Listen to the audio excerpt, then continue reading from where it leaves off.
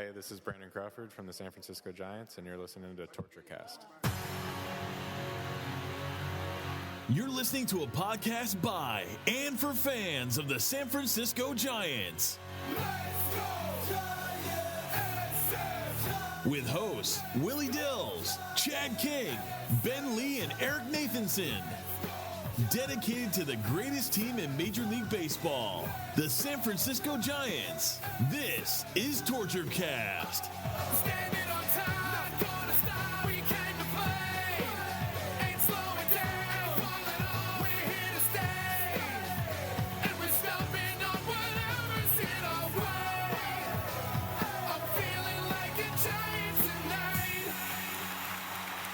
It's Monday, August 26, 2019, and this is episode 177 of the Torture Cast, the podcast by and for fans of the San Francisco Giants. I'm your host, Chad King, and joining me from sweaty Georgia. Is it sweaty right now, Eric? How's it going out there? Yes, it is still sweaty. It is like 90. I think the feels like is still just under 100 right now. Oh, man, yeah, it's a little hot out here, but, we got that good old West Coast dry heat Yes, in Gilroy. yeah. Well, I'm a little jealous right now, but what can you do? I chose to live in a swamp. Yeah, get that swamp ass out there. I get it. We should have a drier swamp ass here. Yeah. Hopefully that might change over the next 12 months or so, but we'll see. All right, well, the Giants did not have the week that we were hoping for. They only played 5 games. They had a couple of off days, including a rare Friday off day. They only won 2 out of 5 this week, and that puts them at an even 500, 65 and 65, 4 games back of the second wild card in the Cubs. So they lost a half game overall in the standings from our recording last Monday. So, you think about that on the surface and, you go, hey, they lost a half game. Well, time's running out. It isn't the worst thing in the world.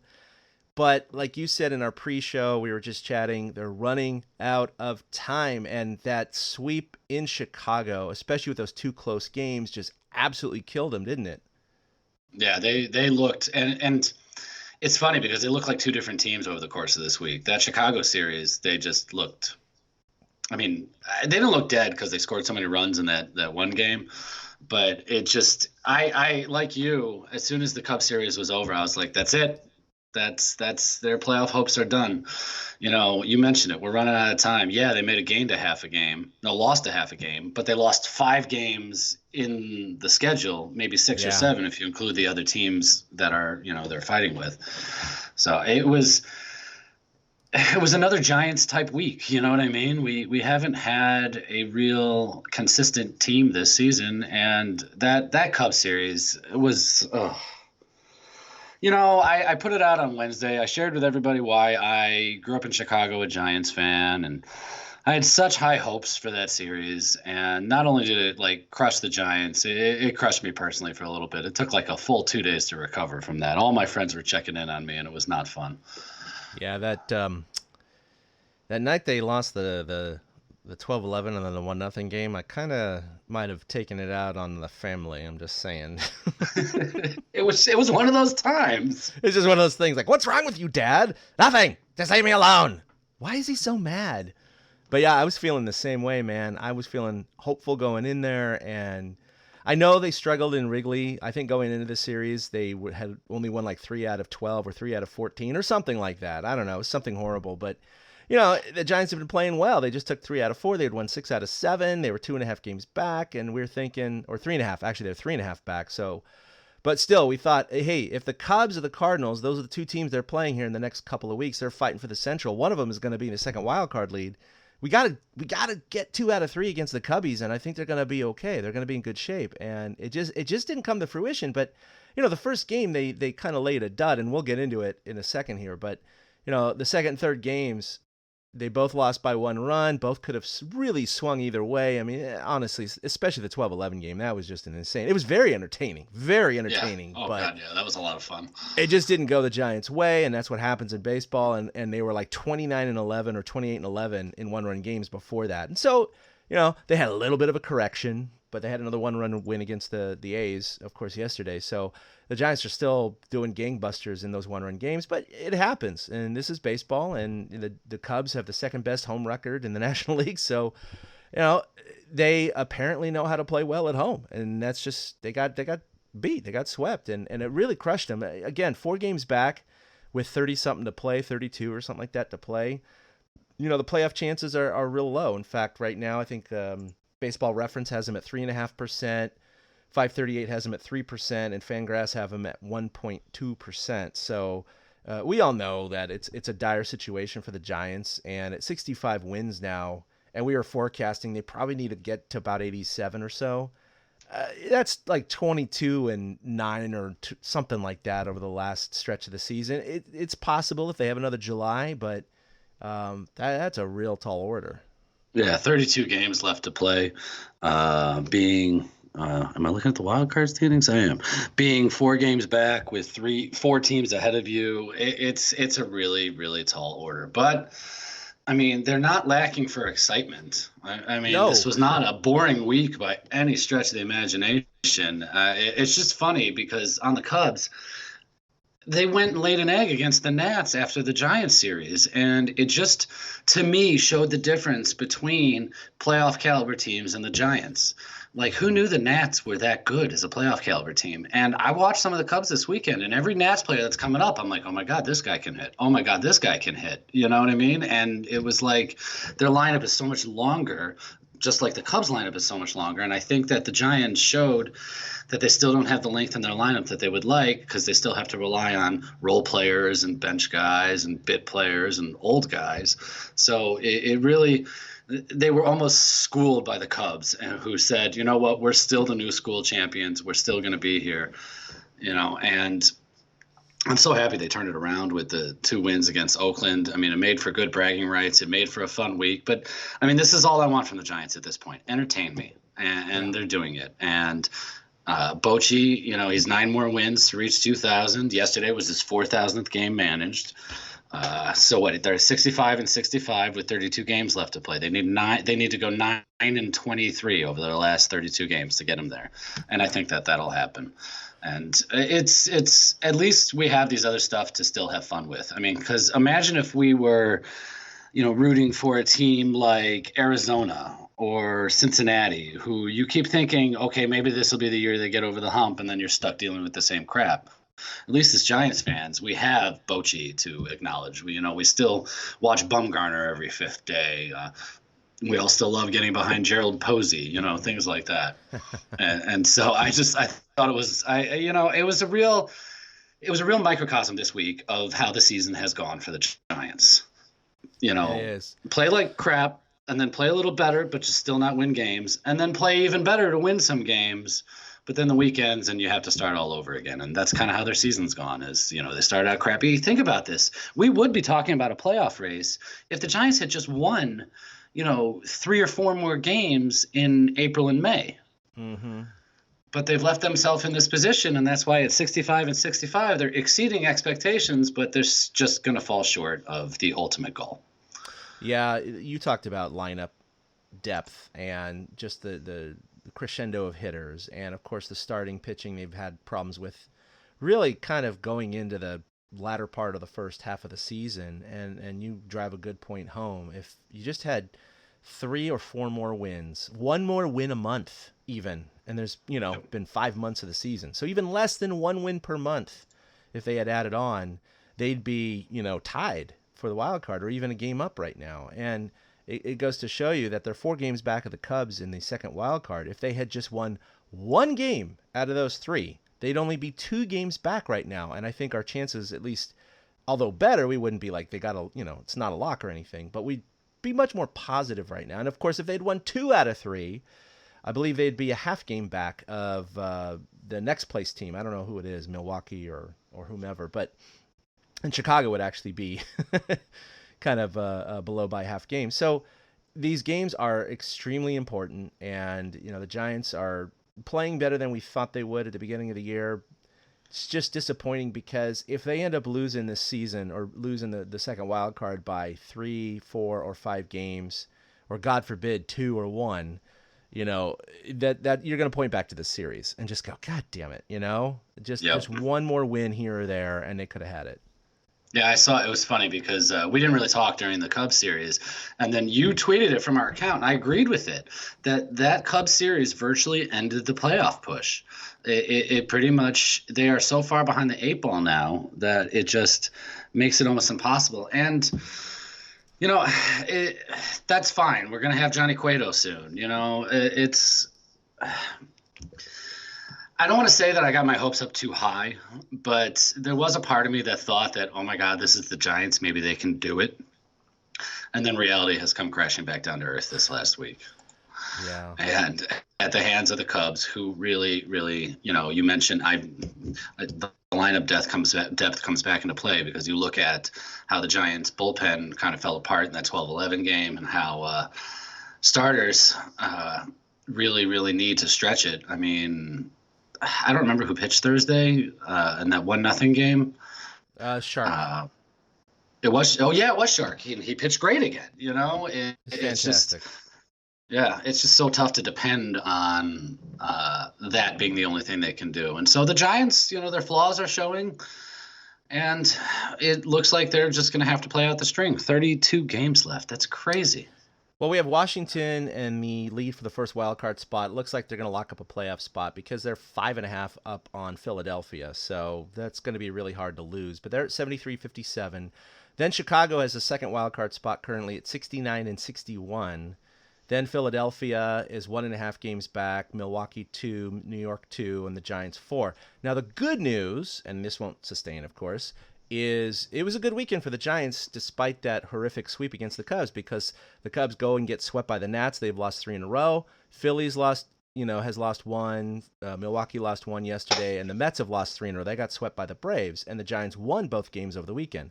So they gained a couple of games on most of these teams right now. But that said, with 32 or so games left, and let's see, it looks like Philadelphia has 33 games left. Cubs have 32. 32. Milwaukee is 32. Milwaukee, New York has 32. So pretty much everyone has 32 games left except for the Phillies. They have 1 extra game. If you target, again, 87 as that win goal, Philly, Milwaukee, and New York only have to win 20 more games. Chicago only has to win 18 more games. But San Francisco has to win 22 more games. And this is where you get into that whole, if they were just chasing one team and they were 4 games back, I'd say, hey, we've seen it before. The Giants were, 5 games back in late August of San Diego in 2010, right? And they came back and won on that last game of the season. But they played the Padres, so they kind of controlled their own destiny. Right. Now, New York, Milwaukee, Philly, and Chicago, the chances of all 4 shitting the bed are basically 0. They're basically 0. And so all of these teams, you got to expect at least 1 or 2 teams to play 500. Ones might play a little under 500, but 1 or 2 are going to play over 500. And it's a question of how much are they going to play over 500.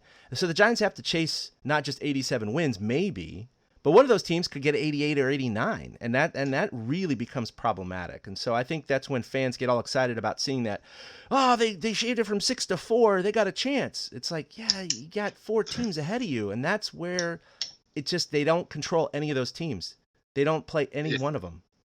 If this was a division race, I'm 100% with you. If it was just the first place team ahead of them, I'm with you. That's totally possible. But having so many teams to go over, like you said, the odds are stacked against multiple teams collapsing. And it's frustrating because it's a shame, actually, because the Cubs, of all the teams you just mentioned, the Cubs are the only one of those teams the Giants had a losing record against this season. That's interesting. Taking out the Cardinals, they're 2-1 against the Cardinals right now. But they beat Milwaukee 4 out of 6. Yeah, they beat Milwaukee 4 out of 6. They beat where'd Philly go? They beat Philly 4 of 7. They beat who's the other team? The Mets. They beat the Mets 4 of 7. Yeah, so they did beat these teams that they need to beat. But when you go 1-3 against Atlanta and 2-4 against the Cubs, or 3-4 against Cincinnati, 1 game against Cincinnati switches, it's different. Win 1 game against the Yankees, it's different. They went 1-5 against the Nats. Win one of those games, it's different, and it just it does. It puts them too far behind the 8 ball. I'm with you. If this was a division, we'd totally be talking it up right now, but it's not. And it was nice though because they did move on to the weekend. weekend, and it was Players Weekend. Yeah. Just like in years past, I think this is about third or fourth year they've been doing this. They let the players, they do special uniforms. In the past, they've been very colorful. We'll get into the uniforms in a moment.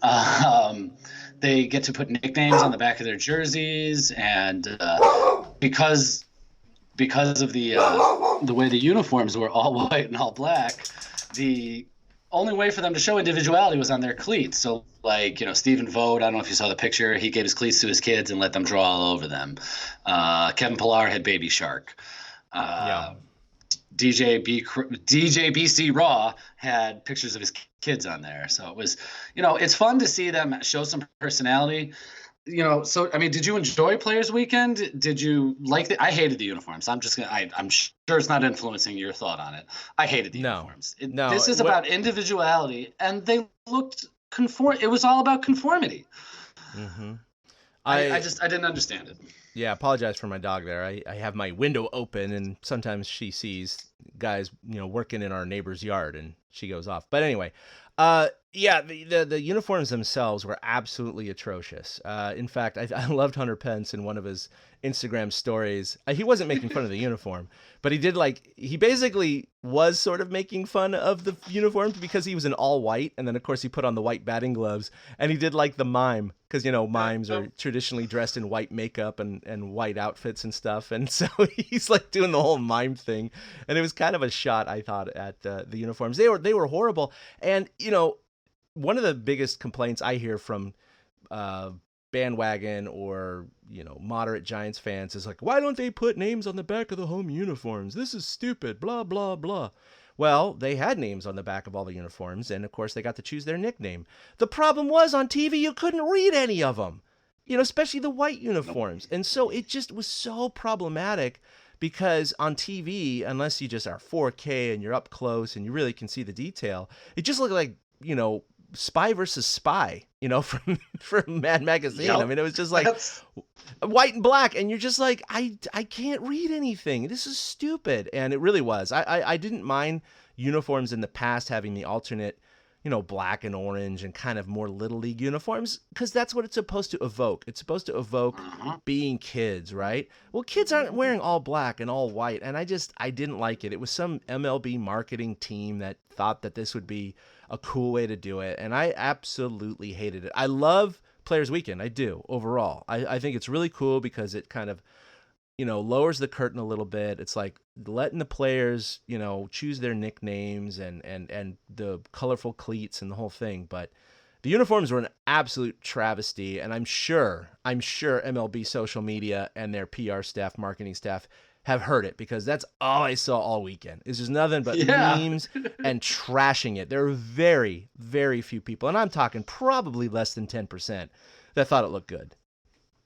Yeah, it was the most annoying thing for me is, as somebody who watches more than just the Giants, when I flipped a game on, it took a minute for me to figure out which team was which. Because why is my phone ringing? Because sorry if you hear a phone in the background. I didn't realize it was in this room. We're both having I'll talk over it. The thing is the teams got to choose if they wanted. The home team got to choose if they wanted to wear black or white. So, Giants fans, if you happen to be watching the Giants game on Saturday and you heard John Miller say over and over again that all the home teams wear white, John's wrong. The home teams got to choose. 5 home teams actually chose to wear black instead of white. And out of curiosity, I was just curious about this. I wanted to see if teams in black or teams in white did better. I hated the white for the pure reason that there are certain teams, and I'm going to use the Cubs as an example, that we never see in all white. The Giants would be another example, but we didn't see them in white. The Cubs wear pinstripes. So when they're in all white, it's really jarring. Yeah. Had the Giants worn all white, it would have been weird. And, they might not have fared as well, because teams that wore the black uniforms won 26 games, and the teams that wore the white ones won 18 games, which I just found to be weird, because I feel like as a fielder, if the batter's in all white and he hits the ball, it might be coming out of his jersey, and I might have a tough time picking it up. They had to put in the special rule that pitchers wore a dark hat if they were in the all-white uniforms. Who thinks that's a good idea, to design uniforms that are illegal? Yeah. Well, and that's what doesn't make any sense, because I noticed that too, that all the pitchers had to wear black hats or dark hats. And okay, they have the batter's eye behind, right, in center field. They have the black hat on. You were mentioning, obviously earlier, there was a player with a light gray glove that had to be replaced because it was too light. These are small little parts of the uniform. 90% of the goddamn body is in solid white, but that's not a problem? That made no sense to me. Yeah, that's what I didn't get about it. They were ugly. I hated it. It was just a bad decision. But the one fun thing that comes out of it is the random nicknames. And before we get into the Giants nicknames, I had to ask. So, if you were a Major League Baseball player, what would your nickname for Players Weekend be? That's a great question. So, as a kid, obviously, as a teenager, my favorite player was Will Clark. And so this wouldn't really work in today's game. But if it was like a local game, I would probably have chosen Thrill, something like that. But from a personal note, it's just a little embarrassing.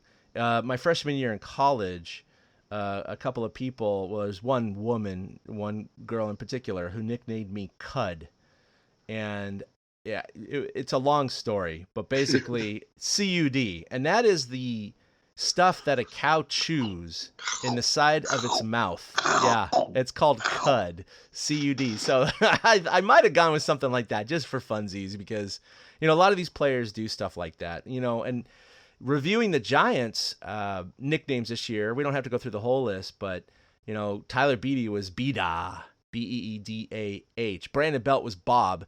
And that was originated during his college days at the University of Texas, where his coach inexplicably started calling him Bob. So it was a callback for that. Obviously, we know Mad Bum and DJ BC Raw, because Brandon Crawford does the post-game DJ playlist. Sam Coonrod was coach. Dickerson was grandpa. Now, this was interesting. And I forgot the guy's name, but he wanted Dick, obviously. Yep. And MLB turned him down. But another player asked for Dick and got it. And so my question is why? And I guess there's still some mystery as to why the other player was approved and Dickerson wasn't. Do you know? Have you read into that at all? No. Okay, I couldn't. It just dawned on me who the person that was allowed to. Rich Hill went with Dick Mountain last year. And okay. Because I get it. Richard, Rich, Dick. Right, yeah. And Hill, Mountain, right. They call him Dick Mountain. And it's funny because I would have the same problem as Alex Dickerson did if I were to do a player's nickname. Because you think Cud is a little embarrassing? I would go with Boner. Boner? Yes. Why's that? When I was younger, I spent a lot of time at my buddy's house. He lived next door to me, and he had an older brother with friends. And because I was over there all the time, they nicknamed me Boner in honor of Boner from Growing Pains. Oh. It had nothing to do sexually or anything like that. I didn't figure that, but yeah. Yeah, right. Yeah. It didn't have to do with me missing a ground ball or not tagging a guy back in 1908. But Boner was my nickname, so I think I would have had a tough time getting that on there, and I would have had to just settle with like a Nate. You know what I mean? Much like Dickerson, had to settle with Grandpa. Nate was my baseball nickname in high school because, as we know, baseball players are dumb, so they can't say more than one syllable at a time. So I got called E and Nate all the time. Speaking of, no, I won't get into how dumb baseball players are. Apparently, baseball players are buying up the Viagra type drugs at gas stations, and they could be getting popped for PEDs by taking those. I have not heard that at all. Really? Like I said, baseball players are dumb, yo. I love baseball, and I'm an ex-player, and yeah, we're not the brightest bunch. Yeah, apparently they had to put out a memo to all major league players to not buy gas station Viagra pills because they could get popped for PEDs. Yeah, I mean, that goes with like not buying gas station sushi. I mean, you just don't do it, right? I totally agree. Buy Doritos and Coke, and that limit it to that, right? Not anything pharmaceutical, please. Right, and then get out. Yep. So I would be like Dick. I would have a tough time with Boner, so I'd probably go with Nate. You go through the list, and there's some like Gott, which is Gotti. Not a big deal. Scooter, Doug going with Dougie. I mean, like, that's what I'm saying. Like, some of these, they're not that creative. Scooter Jeunesse was creative, though. Going with Ryan, since he is known by Scooter, and I shared the story of where that came from a couple weeks ago. He decided to go with his given name, which I absolutely loved. I mean, Gotti for God, Gus for Gustave, those make sense. Longo makes sense. Like El Tibu for Maranta, I loved that because anybody who knows anything about Spanish immediately knows that that's a shark. Mm-hmm. And we've had a white shark on our team before, and we have a shark on our team right now who went with lots of sharks. Yeah. Yeah, right. I didn't realize this was where the moniker came from on Shark, though, that it was a former college teammate at Notre Dame who thought he looked like a shark from the movie Shark Tale. Oh, Finding Nemo, my bad. Finding Nemo. Yeah, no, it's that shark that goes, fish are our friends. Yeah, exactly. He's got that big grill and the tall face, and so I guess that's where he got his nickname. And it was funny because I didn't realize that either until I read this. The one that confused me, maybe you know this one, because Buster has typically had Buster on the back of his jersey, but this year he had Humbus. I don't know where that's from. Ty Block. During spring training, and Ty Block's routine is to try to pump other people up a lot of the time. And he's the kind of guy that's like, hum, bum, let's go, let's get him. Hum, bus, let's go, let's get him. And for some reason, he always throws that hum in there. So because the players choose these nicknames all the way back in spring training, which makes no sense considering there's so much player movement nowadays, he went with hum bus because Block had used that, trying to pump him up and pump the team up. And I'm pretty sure some other guys, started needling him about it or something like that. And so that's why he went with hum bus, because of Ty Block. Oh, who's that's good. Not even in the organization anymore. Obviously, we know Panda. Austin Slater went to AC because Slater from Saved by the Bell. He was AC Slater. Will Smith went with Smitty. Solano Soli. Suarez Eddie. Don't know where that came from. Stephen Vogt, I believe. Now, that, of course, was his A's days, from his A's days. And so it was just very prophetic in the sense of how Vogt did this weekend against the A's. It was kind of like it wasn't a middle finger or anything like that, but he chose that, like you said, back in spring training. But that was pretty cool. Tony Watson, Tone Ranger, and of course, Yastrzemski went with Yaz. What else could he possibly go with? Little Yaz. He should have gone with Little Yaz. Little Yaz would have been fun. Yeah. But he's 28, so he would have felt weird about it. He's 28. I think he just turned 29, actually. Yeah, he's an older rookie, so yeah, it is what it is. So, all right, those are some pretty cool Giants nicknames. So what do you think your favorite was from across Major League Baseball? That's tough. I'm not a big fan of like the 2-letter nicknames like Pilar, KP, Chris Bryant, KB, and stuff like that. You want to know what's funny? I don't know enough of the nicknames from other teams because watching the games, I couldn't read the freaking jerseys. That's what we're talking about. Yep. Yeah. I'm not trying to be funny, but like, I nobody else's nicknames stand out but the Giants nicknames. And like, I kind of like that Sam Coonrod went with Coach. I'd love to know the story behind that. Yeah. Where did Coach come from? And honestly, I think Dick going with Grandpa was my favorite because he does have that like hunch. You can kind of see it when his batting stance and when he comes to the plate. So I can totally see why somebody would have nicknamed him Grandpa back in the day. But I mean, other than that, outside of the Giants, I watched a ton of baseball this weekend. I don't remember any of the nicknames. Yeah, Grandpa was good. I mean, he had to go with that instead of Dick, but that was, I guess, given to him because of his back injuries in high school when he had back surgery, so that kind of stuck with him. Coach, I'm wondering, and this is just a guess because his first name is Sam. I'm thinking Sam from Cheers. Oh. I don't know. Well, but that's not his name. That wasn't his nickname, was it? Coach. Coach was the other guy. It was the old guy. Yeah, it was the old guy from Cheers. Yeah. Oh man, you know what? I don't know. That's a good one. My favorite though across Major League Baseball, and I know I'm biased, but it's got to be Hunter Pence with the shrugging emoticon. Yeah, that is one I remember. That was. I mean, who's done that before? No one's done that before, and it was like so cool. Just like, and I thought it was really cool of Major League Baseball to approve that one. Now, of course, he was in this white Texas uniform, so you couldn't freaking see it. but you could see it online. And in fact, I saw you posted on there too, on his Instagram page or whatever, trying to get a free jersey or whatever, because he said he was giving one away. But Hunter Pence, man, tag a friend. I tagged you. Yeah, and you tagged me, exactly. It's fantastic to see that, and he had a good weekend too. So that was my favorite. But you're right, a lot of them are pretty, plain and vanilla. But you're gonna get that with 750 players or whatever, and because they did have to do that from spring training. You're talking probably well over 1,000 players had to choose their nicknames because of the shuttling that happens throughout the year. But good stuff. They'll be back in their regular uniforms starting today. All right, so one of the big things that we wanted to talk about before we get into the weekend review is Pablo Sandoval.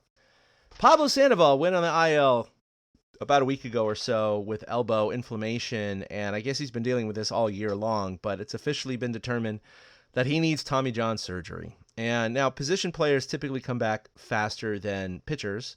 It could be as soon as 9 months, but the reality is his season is over, and it's a bummer because we don't know where he's going next year, but I think there's some silver lining to this. First of all, there is talk about him taking one more at bat at home before he has his surgery. They're saying his surgery is going to be in September. I don't know why they're pushing it off, but they are, which is kind of odd to me because I'm like, why wouldn't you just get it done as soon as possible? Because you're just going to return sooner rather than later. But they're pushing it off to September, and there is a chance that he might pinch hit for the Giants in this next homestand. And him and Bochy and others have been talking about it, and Bochy loves the guy. Panda has called Bochy basically like a father to him, and he's been quoted as saying, I'd love to do it. I'd love to take one more at bat. So I don't know all the particulars on why they're pushing it off to September, but I know that the Giants really valued him this year, especially off the bench. He's been one of the best pinch hitters in all of Major League Baseball, and it's going to hurt him down the stretch, quite honestly. Yeah, it's also a sad way to possibly see Panda's time end after his rebirth. Yeah. I mean, we all were bitter. God, what is that? 4 years ago now, 4.5 years ago when he took off for Boston. And it's funny because I remember back then he singled out Bochy and Hunter as the only people that he claimed he cared about. Yeah. Which we have all found to be not totally true.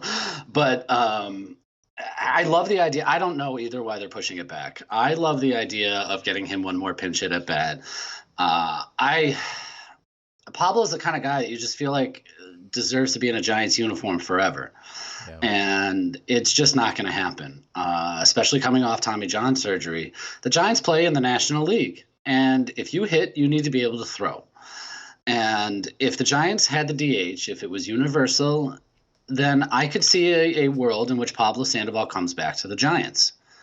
Shohei Ohtani had Tommy John surgery last year, and he's hit like 24 home runs or something this year. You know what I mean? He's DHing full time. He's not playing the field. He's not pitching. He's DHing full time, which is something Pablo could do as well. So it just, in my mind, it kind of sucks that we can't keep him because there's no place for him in the field.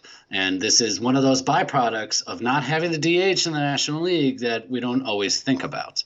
Well, here's my silver lining. First of all, it also does suck because they were looking for a game for him to play all 9 positions, and that's not going to happen now. That would have been really, really cool. So that's off the table. But regardless if he gets his last hit or at bat or not with the Giants, I actually think this could be a silver lining for the Giants, and here's why.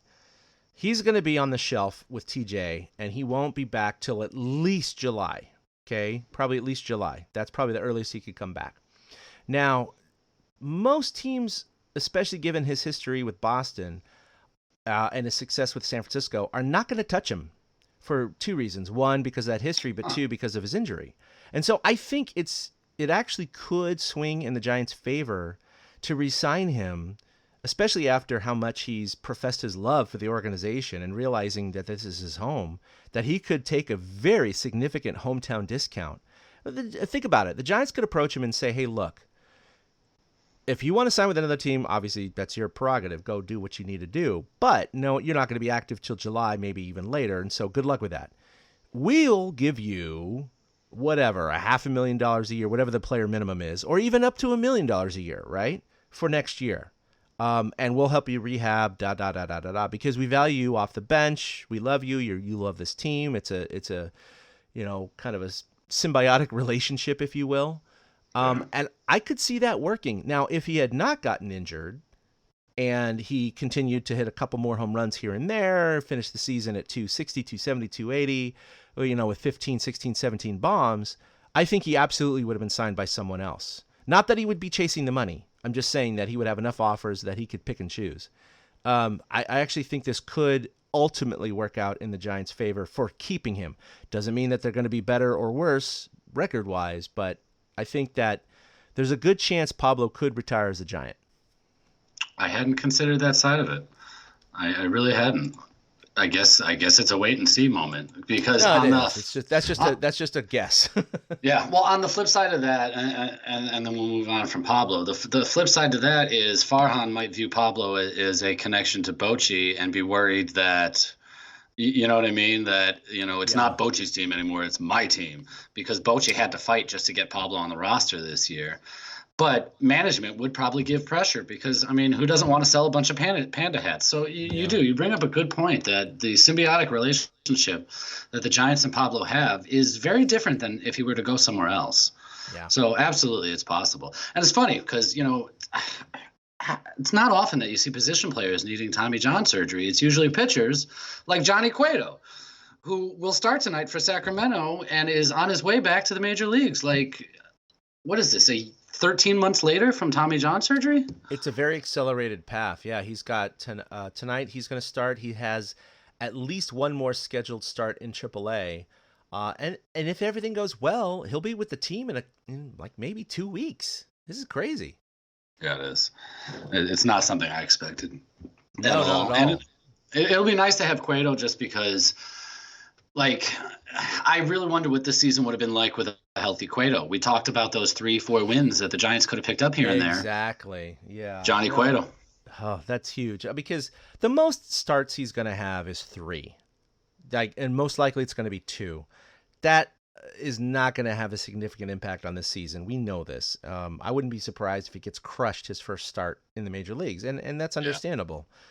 So, yeah, I don't think he's going to make a difference this year. But you're right. If he had been healthy, if he didn't rip his elbow, I think for sure as a he would have been the number 2 starter this year. But if replacing one of those 3, 4, 5 starters, he probably would have at least had a couple of wins over losses this year and maybe pulling within 2 or 3 games or 1 game of a second wild card. So that's a really good point you bring up. It sucks, but injuries are a part of the game. So yeah, but it does make me happy for next year. A healthy Cueto going into next season, should be a positive for the Giants. Yep. And hopefully he's one of those teams or one of those players that actually exceeds expectations after TJ. So we'll see. Yeah. That would be great because we really, I know we're still in this year, but we really don't know what to expect in the offseason and for next year. So having some stability with Cueto at the top of the rotation, because we don't know what will happen with Bumgarner, should be good for their future. All right, let's look at the 5 games that they had this week. They were swept in Chicago, so we're going to gloss over some of it. But, Tuesday they lost 5-3. It was kind of a standard, game, whatever. Wednesday got to the exciting game. This was just back and forth. And look, the Giants have been playing entertaining baseball this year, no matter what. God forbid April and most of May. But that said, they've been at least entertaining. Obviously, all these great dramatic. They're 12-2 in 1 run or in extra inning games. They're like, I think 30-13 now in 1 run games. They did lose 2 1-run games in Chicago. They lost 12-11, but in that game they were down 7-2, Eric, and they came roaring back. And they eventually took the lead, and they swapped leads like 5 times during this game. And as the Giants just kept pummeling home runs and keeping, matching the Cubs. However, after Kevin Pillar, hit that home run or whatever it was to go ahead 11-10, you went to the bottom of the 8th, and you had Moranta come in. And unfortunately, look, overall, he has great stats, and the vitriol on Twitter is really palpable, and because they call it the Rays Morantes experience, TM, trademark, because he's very wild. And it's funny because you look at his ERA, it's like 2.73 or 5 or whatever it is right now. Really solid stats, but he has 7 losses this year, Eric. 7 losses. And I think for a guy with such a low ERA, that kind of speaks to his inability to close out games or have those holds that you need to have these late inning guys do. And of course he did, walk a guy, and then Chris Bryant hit the 2-run home run in the bottom of the 8th, and that was eventually the game winner. So I'm not throwing Moranta under the bus. I'm just saying that it seems like he does well when they're either really behind or really ahead. And in very, very tight games, he doesn't seem to perform as well. Yeah, well, the walk before Bryant is the key to that whole thing, because Moranta is averaging 5 walks per 9 innings. Ew. I didn't know it was that high. I didn't either. There's not another reliever. Well, Ty Block's way gone. There's not another reliever who's that bad. I mean, you look at somebody like Will Smith's at 2.5. Even the starters. Tyler Beatty has the worst walk per 9 innings at 4.1. So that's what's killing Moranta, is he'll lose control and then he'll never be able to find it, which I agree with you. There's times where he comes in and they have like a 4-run lead and he's lights out, or they're 4 behind and he's lights out. But when he gets in these high leverage situations, it doesn't seem to come to fruition. So it wasn't surprising that he was the one that gave up the 2-run bomb to KB. That game, I was going to bed. I was tired. I was not feeling it. The Giants were down 7-2, and I'm like, screw this. I'm going to bed. And I got into bed, and I put the game on, and like I had to turn over 3 different times. And then finally, it's just like, screw this, And I left the bed. I went back to the living room. I watched the rest of the game. I was like, this is too insane and too much fun. It was a lot of fun to watch, but real stressful. Definitely torture baseball. But I think going into those 2 games, this will never happen again for a very, very long time in consecutive games. But, I feel like Morpheus in the Matrix going, what if I were to tell you the Giants were going to score 11 runs in one game and lose, and then allow only 1 run in the next game and lose? Just like, what are you talking about? You're smoking. You took the gray pill, Morpheus. I mean, what the hell is this? But that's exactly what happened after a Homer happy game the night before, and the bullpen. By the way, everyone was blaming the bullpen, but the reality was the Giants had 8 innings pitched. In 4 innings of the starter, they allowed 6 runs. In 4 innings of the bullpen, they allowed 6 runs. So it was kind of equally distributed across both. But you go to the next day to close out the series, and you're thinking, God damn it, the Giants got to win this game. They have to win this game. They cannot be swept. This is going to destroy their playoff chances. And they had Shark on the mound, which he's going into the start, had the 5th best ERA in all of baseball since June 1st. I mean, he's just been lights out. He's been incredible. And he had a fantastic game. And unfortunately, the Giants lost 1-0. And the way it happened, even though it was charged as an earned run to Shark in 7 innings, which again improved his ERA, the way it happened should not have been an earned run in my mind. But technically it is. So Jason Hayward hit a fly ball to center field, and Kevin Pillar, who of course has just saved so many runs for us this year. So I'm not blaming him. We've all been caught in this purgatory of the sun blinding you. He had glasses, black, and the glove, and he tried all of it, and he just couldn't pick it up, and it dropped for a single. No, it's funny. I'm reading the MLB box score right now, and I was watching this game when it happened, and it was just a lazy fly ball to center field. It says Jason Hayward singles on a sharp fly ball to center field, Kevin Pillar. And I'm like, there's not a sharp fly ball. What are you talking about? There's like, what? By the way, what's a sharp fly ball? There's a sharp line drive, and there's a fly ball. There's no such thing as a sharp fly ball unless you hit it out of the park, I guess. But yeah, that is a anyway, weird term. That's a weird term because it was shallow too. He had to come in on it. So he gets on, and then Castellanos, of course, hit one to Crawford. It was a potential double play ball, but he booted it. So clearly 1 out should have happened right there. And then Chris Bryant followed that with grounding out to a double play to Crawford. Now, that would have ended the inning because Crawford would have gotten the out at second in the previous error. That would have ended the inning. But the way the MLB statistics work is you can't assume a double play, right? So even though that would have been the 3rd out of the inning, you can't assume a double play. You can only assume 1 out. So even though there was only there were 2 outs at the time, you could only assume 2 outs total because of the error that should have been an out, and then the double play that's only assumed to be 1 out.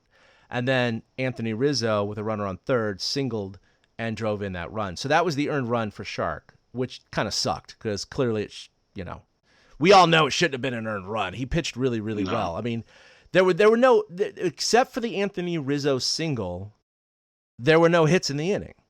There were essentially 2 errors, but that fly ball to center field counts as a hit because he didn't see it. And that's kind of one of those weird things about baseball. But anyway, Shark pitched really, really well, allowed only 2 hits, and one of them was an error, really. Okay? And they both happened in the same inning, and they lost 1-0. But the reality is, you can't win without scoring, and so who knows what that game would have happened. Now, again, going back to if they had just won one of these 2 crazy games, these 1-run games, they would only be two back right now. But it is what it is. Yeah, that game was so frustrating, and you can't blame Pilar. You can only blame Crawford. I know that sounds horrible, but you can't blame Pilar there. You can only blame Crawford. It reminded me, it sounds so weird, and there's another Cubs reference, but it reminds me of when Bartman happened. All the Cubs fans blame Bartman, but they forget that Alex Gonzalez botched a double play ball hit right at him on the very next batter that would have ended the inning. Right. It's not always the first play. Sometimes it's the second play. And it was this time exactly with Crawford. Right. It was kind of like Mookie Wilson, hit down to Buckner. It's like that didn't actually lose the game. That just set up the loss. It didn't actually cost them. And coming out of that 1-0 loss, I was pissed that the Giants had Friday off. They were a team that needed to get back on that field. Something I noticed, and I'm just going to touch on this briefly. Something I noticed is the Giants, where did it go? There it is. The Giants don't seem to play as well during the day. And for a team that has a shit ton of day games, second most in baseball behind the Cubs, that's not a good thing. I mean, their batting average during the day is 234. At night, it's 247. That's a big difference. Yeah, their on-base percentage is 11 points higher at night. Their OPS is 728 at night, 690 during the day. Even their BABIP is 11 points higher. So, as a team, they just seem to play better in the night games. And I noticed that, and I felt that's why that 1-0 game, once the 1 run was scored, I don't know about you, but to me it almost felt like, okay, that's probably it. Because it's one of those games you feel it happening. Yes, Kyle Hendricks just absolutely shut him down. So yeah, and I mean I get it, and I wasn't shocked by Hendricks shutting him down because the Giants do better against hard throwers and fastball pitchers. Hendricks is the embodiment of the old adage, hitting is timing and pitching is disrupting timing. Absolutely. No, he's that guy. He does not throw 98. He doesn't. He'll throw you 86 and then he'll throw you 72. Yeah, it's just the way it is. He's a poor man's Greg Maddux, basically. Yeah, absolutely. And those are the comparisons Cubs fans like to give me. He threw a complete game shutout in 91 pitches this year, Hendricks. Yeah, he did. But that's why having the day off on Friday, first of all, I hate the scheduling with the day off on Friday. The Giants had Friday off for the first time since April 9th, 2004. Wow, and the only reason they had that April 9th, 2004 off was because what's that? Was it a rainout? No, it was scheduled for a rainout because the Padres were opening Petco. And so they opened it on that Thursday for a weekend series. But they took Friday off in case there happened to be rain in San Diego, which that's a joke. They took the Friday off in case the first day got rained out so they could have the game Friday and, keep the series going. So this was their first scheduled off day since April 9th. And other than that, it would just be rainouts and cancellations. It's just stupid. Every other team in baseball played on Friday but the Giants and A's. Wow. I was shocked at that when I was looking, doing my black-white things. I was shocked to find that out. And then they get into that game Saturday in Oakland, and, oh, my God, I don't know about you, but it felt like more of the same. It was like, oh, crap. They're down. What were they down? 4-2 before they – yeah, it was 4-2. And you just didn't feel like they were going to get it going. Bumgarner didn't have his best stuff, but he did fight through some things. And the offense just wasn't clicking. And then all of a sudden, Saturday night, in the 8th inning, the entire offense exploded. It just went nuts. That's a base hit to right field. Posey will score. A very soft hit. Bloop into right, so Dickerson easily goes round to third. And another clutch hit for Evan Longoria, 6 times in his last 8 at-bats now. In the dirt, and he's going to try. Tied up! Dickerson scores on the ball that got away from Fegley.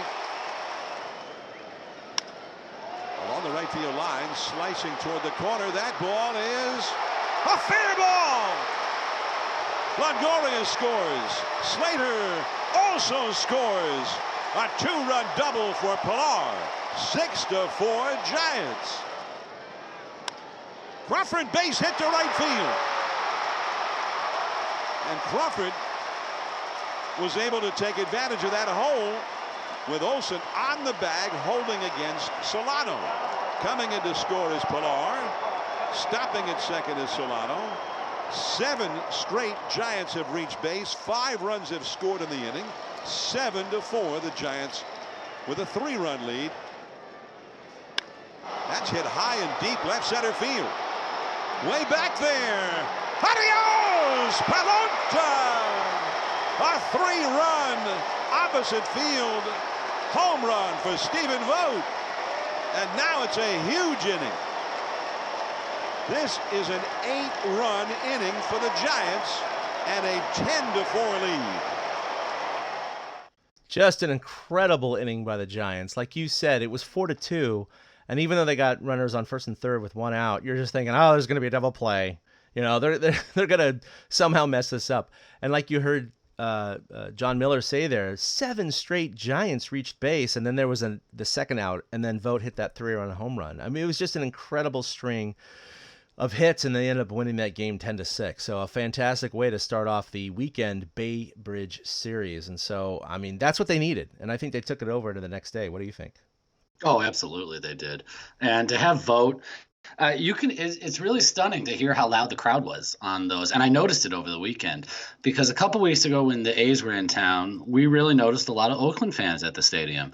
So it was really kind of cool to hear the Giants fans really come out and roar. And then it being Vogt and the fact that he's the XA that they love to put the cherry on top just made it. I mean, he made the first out in the inning and still hit a 3-run homer in that inning, or 2-run homer, 3-run homer. 3-run homer. So. Yeah, so it's kind of weird, you know what I mean? And the Giants got to beat up an old friend, Yasmiro Petit. And like you said, they brought it over to Sunday, where Longoria he has been so clutch lately. Like, I am shocked at how positive I've thought about Longoria lately. Like, earlier this season, it was another struggle. And right before he got injured, and he was on fire, and then it took him a little bit coming off the injured list, and Longoria's knocking the ball over the yard again. And Sunday, they won 6. Driven into right center field, but Canna looks like he's got a beat on it. No, it's out of here. He deked all of us. And Longoria ties it up with his 17th of the year. Ball is jumping today. Here's the pitch to Longoria. It's a changeup, down and away. Probably right where he wanted to throw it, but Longoria was ready for it. Golfed it out to center field. And Cannon was trying to play it off the wall and never got to the wall, went over the wall.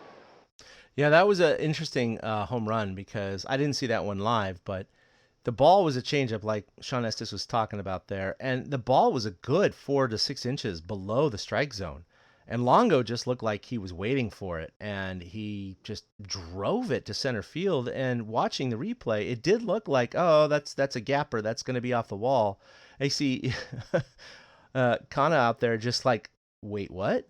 And the pitcher just like reacting like, what? How did that go out? And, that part of that is a product, to be honest, of the juiced ball this year. We know this, but these players are used to the ball not doing this year. But at the same time, you got to tip your cap to Longo for hitting where, it was a good pitch. It was a good pitch, but he tied the game there. Yeah, it was. He deked us all, like they said. It's funny though. I also didn't see that one live. So when I watched the replay and heard Kuiper's call, I was like, "Wait, Because that was a laser beam. That ball, I mean, I don't think that ball got more than 15 feet off the ground. It was so good. That was a laser shot. And then, of course, the A's tack on a run later in the game, and the Giants load the bases with 1 out in the top of the 7th. And guess who comes up again but Evan Longoria? On the ground and a base hit. 1 run scores. Here comes Solano. They're going to play. He's going to score. And the Giants take the lead. He pulled it right in the hole between Chapman and Simeon. He got a sinker in on his hands at 97, but he was ready for it. Got the hands in, got the barrel to the ball. And Solano held up at first. It was lucky that throw was offliner. He would have had to play at the plate. So, yeah, it was another ball that was 97. He called it a 97 sinker. I don't think it was a sinker, but... I don't either. Yeah, that would be pretty good. It was inside. It was a good several inches inside, and Longo just turned on it and pulled it in the 5-6 hole. And he was talking about it post game, and he said he came up and he was like, just don't ground a double play. But he noticed the hole. They gave him a little bit of room in that left side, and he's like, I'm just going to try to shoot it there. And he's like, it's rare that it works out like that, but it worked out for him. So he hit it kind of exactly where he was trying to. So, but anyway, Will Smith locked it down for the save after a double hit by the A's with 2 outs in the 9th, which was interesting because when I was watching that, and you saw the replay in one angle, and you're like, nah, he's still out, and then you saw it from the slow-mo from the center field camera, and you're like, oh, crap, he's safe. He really was safe. And, that put the tying run on second, and I'm just thinking, oh, God, this is going to be it. This is going to be where the Giants fail again, and because Will Smith has been struggling in the second half, but he got a routine ground out, and the Giants ended up sweeping the 2-game series. They're 4 games back, and Bruce Bochy held up the Bay Bridge trophy, which no one gives a shit about, but hey, they did it, and that's what they need. Yeah, if there's no booze in there, I don't think he really cares about it. That was awesome. He tweeted that. If there's not booze, who cares? Yeah, right. And a little shout out to Donovan Solano. Donnie Baseball went 4 for 4 with a walk yesterday. So he was on base 5 times out of the leadoff spot, which is a rarity for a Giants hitter these days. No, it was awesome. They made that switch recently with Belt. So let's talk about who's hot, who's not. I'm going to let you take who's hot. I took that last week. All right. Well, Donnie Baseball, on that strength of those 4 hits yesterday, went 6 for 11 since we last recorded. So I'm guessing that's over the last 5 games. Yep. Brandon Crawford. Finally, made it to who's hot. He's not on the who's not list. Because over the past 5 games, Crawford went 6 for 15 with a double, a triple, and a homer. And it did feel like his stroke was a little bit better this weekend. He was starting to drive the ball the other way. There's no name under this one, but I'm just going to take a shot. I'm going to take a shot in the dark. Hold on. I'm going to take a shot in the dark. You know who this is. Longoria. Yes. He went 7 for 18 over the last 5 games with 2 homers and 7 runs driven in and key clutch hits along the way. Like, there's a different confidence with Longo at the plate now than there used to be. Shark, like we talked about, was dominant during the 1-0 loss on Thursday. His last 6 starts, he has a 1.49 ERA, and the Giants are 4-2 in those starts. That's 36 1/3 innings pitched. He's given up 19 hits and 10 walks, so that's 29 base runners and 36 innings pitched. And that's going to do it every time. You keep that whip low, you keep traffic off the bases, and that's what Shark's been able to do this year. And then Bumgarner, even though he didn't have his best stuff on Saturday, still, over his last 4 starts, he's had a 2.52 ERA, and generally he has looked like the ace that the Giants need him to. There's never a doubt in my mind that they're going to win when Bumgarner takes the mound right now, and that's what you want out of your ace. Yeah, he had that stretch where the Giants won 9 out of 10 of his starts, and I know he's had a couple of hiccups here and there, but still overall the second half, and really from July, before the second half started, to now, he's been a completely different pitcher. You look at his stats, and it's still like a 3.7 ERA, so it's not great. But I was looking at his career WHIP. I don't have it up right now, but this year his WHIP is actually a little bit low below his career WHIP, but his ERA, of course, is a little above his career ERA, which is like 3.05 right now. So he's had a little bit of bad luck, and his home run rate's up this year. It's that hard hit ball problem. That's, I think, what contributes to the higher ERA, even though his WHIP is lower. It's those extra base hits that are falling in and driving in more runs. I'll take who's not. So you have Scooter Gennett, 0 for his last 11, and I know a lot of people have been clamoring for that, going, look at Joe Panic, he's hitting 360 with the Mets. They knew how to fix him. And it's like, guys, small sample size, please, to pump the brakes on that, you know? And besides that, he wasn't doing well with the Giants the last year and a half plus, and you know, sometimes it takes a new bit of scenery, and why not just be happy for the guy? I mean, you can't always translate your frustrations with a man who goes to another team and does well and going, well, if we just had the proper coaching, he would have been hitting 350 for us. No, that's just not the way it works in baseball or a lot of other sports. Sometimes a change of scenery is really good. He's from New York. Maybe the hitting coach, but by the way, is Chili Davis. He did give him some tips.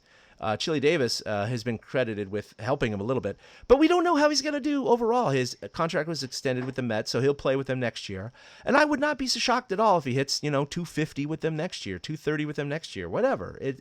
Let's be happy for the man. It just wasn't working out here, and unfortunately, Scooter isn't really working out as well as we had hoped, but again, small sample size, we'll see what happens. Buster is 2 for his last 18. Belt, again, 2 for his last 16. The Brandon seemed to always be on this list. And then Yaz, been great this year, but he has just a little hiccup, 4 for his last 20. But what really stands out is 10 strikeouts. So half of those at-bats, he's whiffed. So that's not very good. But again, it's just 5 games, so we'll see. I think he had a 4 strikeout game the other day. Because I seem to recall sitting there. I think it was the Saturday night game against Oakland, because he struck out in the middle of that 8th inning. Yeah, because he came up to the plate during that 8th inning, and I remember seeing on the bottom, I'm like, oh man, he's already K'd 3 times tonight, and then he struck out again. That is my biggest concern with Yaz right now, is the strikeouts, and maybe putting him at the top of the order was a little too much pressure. Who knows? No, maybe. He's just not, he's not a full contact kind of guy. Obviously, he has the power right now with the juice ball, but yeah, he just doesn't seem like a prototypical leadoff guy. But the Giants don't really have a prototypical leadoff guy, except Solano seems to be fitting the bill. I mean, the guy's hitting over 300 with the Giants. He's been just absolutely incredible, and he's got some speed. He's not a base stealer, but I think that's probably the right way to go for the next, few weeks. Yeah, I agree with that. When Donovan plays, they should stick him up there. And these 2 guys that we just talked about, Solano and Yaz, are the result of transactions that Farhan made during this year. And every week we've been going over these transactions, and the list is longer than my left leg. And finally, towards the end of August, the Giants have slowed down. Believe it or not, they only had 4 transactions this week. Sean Anderson, after he came off the IL, he went on a rehab assignment down in Sacramento. He didn't come off the IL technically yet. He was sent on the rehab assignment first. Travis Bergen, he was the Rule 5 pick from Toronto, and he was sent back to Toronto because he just got lost in the roster crunch. Yep. Andrew Suarez, who hadn't been horrible out of the bullpen, he also hadn't been great. He was optioned back to Sacramento on the 23rd, and the corresponding move was to bring Sean Anderson back from the injured list over the weekend so that they could put him in the bullpen for the A's series. They say that he might get some starts again, but for right now, Anderson's just going to be a long man out of the bullpen. All right, so you have this week in more of a Major League history date. This is history. But... Yeah, this is total Schadenfreude. How the hell do we say that? Schadenfreude, yes. Schadenfreude. Well, if Giants fans will remember, back in 2012, the month of August was very interesting. This was the month that Melky Cabrera got suspended for the PEDs, and the Giants, Melky had been such a catalyst for the team. Everybody was like, oh no, the Giants might blow this. The Dodgers, they saw an opportunity. 2 weeks after Melky got suspended, the Dodgers on August 25th of 2012 made a major trade to try to catch the Giants. And then they fell on their face. Mm-hmm. The Dodgers, if you'll remember, people remember this was the biggest blockbuster deal in Dodgers history. They got Adrian Gonzalez, Josh Beckett, and Carl Crawford from the Red Sox on August 25th. On August 25th, the Dodgers were 2 games behind the Giants in the division. 2 weeks later, what day of the week was that? Sorry. That was a Saturday, August 25th. 2 weeks later, Saturday, September 8th, they were already 4.5 back. Yeah. And then the Giants clinched the division.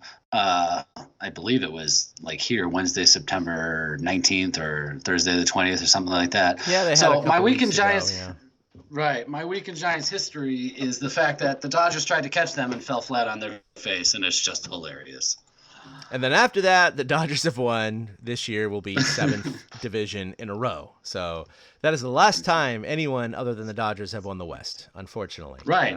And that's they still haven't won a World Series, so who gives a crap? Right. We'll see what happens. Didn't even need to win the division to win a World Series during that time. Totally true.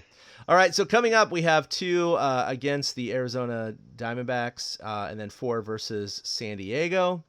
I'm going to, and this is all a big homestand. I wish I could go to this series. I would have normally, I guess, next week too is it this week? I don't know. Sometime this week is Star Wars night or something like that. But anyway, I'm going to be on a research cruise this week. Monday is Labor Day, and the Giants are playing at 11:15 in St. Louis next Monday. So hopefully we'll record next Monday, but we'll see what all of our schedules are doing right now. But for the moment, the Giants are still hanging in there just by the skin of their teeth, which is almost non-existent. And I don't know. Crazier things have happened, Eric, so we can still keep our hope up. It's not high, but at the very least, looks like Bochy's going to get 2,000 wins this year. Looks like the Giants are going to exceed our expectations anyway. And, even though I thought the Cubs took the Giants' playoff chances out back and shot it, it's trying to come back from the dead right now. So it is. It's another big week.